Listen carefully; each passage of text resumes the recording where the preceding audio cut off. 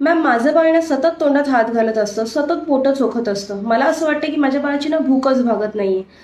तर dear parents, बाळाने सतत तोंडामध्ये बोटं घालणं, सतत हात चोखत राहणं ही एक सामान्य गोष्ट असून एक डेव्हलपमेंटल स्टेज आहे, ज्यालाच आपण म्हणतो माउथिंग.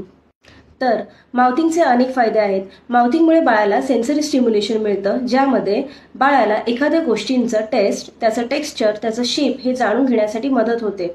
दुसरी गोष्ट म्हणजेच माउथिंगमुळे बाळाचे चिक मसल्स, त्याचे जॉ मसल्स, त्याचे टंग हे स्ट्रॉंग होण्यासाठी मदत होते, ज्यामुळे पुढे जाऊन बाळाला स्पीच आणि चिविंग मुवमेंटमध्ये मदत होते.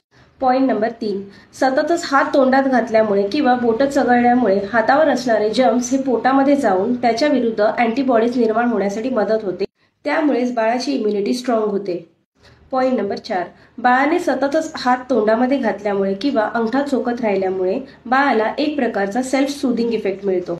तर तुमचं बाळ देखील सतत तोंडामध्ये हात घालत असेल, सतत अंगठा चोखत असेल, तर ही एक सामान्य गोष्ट असून एक डेव्हलपमेंटल स्टेज आहे.